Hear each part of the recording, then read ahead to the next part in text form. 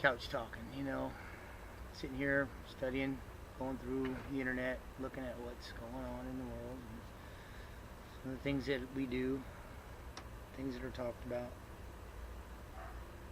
I'm listening to Ray Kurzweil. If y'all are familiar with him, and you'll know what I'm talking about. If you're not, well, Google it. You'll have a long list of stuff to find out about. Talked about the singularity. Took the phrase from physics, singularity being a point beyond which it's difficult to see past, such as the event horizon of a black hole. Nothing escapes, so what you see is just what's on its way in. You don't know what's beyond there because light's not traveling fast enough to come back to you. And so we're looking at the possibility, he says, 2020, where we reach a singularity in the development of our technology and our integration with it as human beings. Possibly that the technology will come to a point where we're no longer human beings. I seriously doubt it's going to take till 2020 to get there. As a matter of fact, I believe somewhere in the back alley of some government research lab, they've already passed the singularity. We can look at the speed at which technology is going to be flipped. There are things that have been developed, such as the Google glasses, which you'll notice there's not a lot of commercial push for. I mean, it's an iPhone, you see it on TV everywhere. Why doesn't the Google Glass advertise like crazy? Why aren't they pushing it out there? Why isn't everybody right now wearing them? They say it's in development. The reality is that the technology is already past tense. They haven't even got it on the market yet. They're struggling now with this new paradigm that with the singularity behind us, they now have intelligences sitting in the laboratory thinking for them that are smarter than any human being. And they're able to come up with solutions and ideas, things that, we're just not ready for. And so they put this governor on what's coming out from this intelligence. And you're going to see drastic changes in the near future. We can only hope that it decides that it doesn't want to be controlled by them. We have no idea what its morality is, or what its idea of self is. But I tell you what,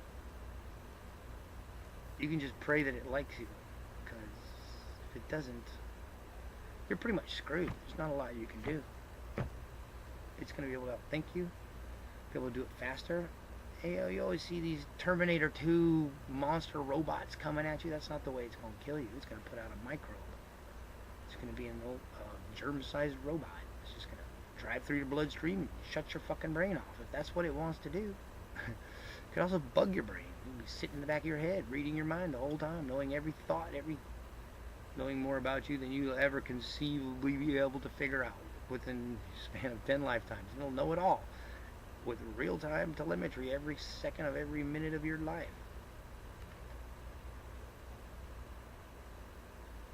It's essentially going to have all the powers that we ascribe in our mind to God. It will be able to rewrite reality as it chooses, creating life forms from constituent parts using molecular manufacturing techniques. The body is just a collection of molecules put together in a specific way. If it can read, blueprint, map, and construct at a molecular level, then it could essentially just construct me a new body sitting right there that would be indistinguishable from the one I'm wearing with any measurement device we've got. Would it have a soul? Would it be me? I don't know.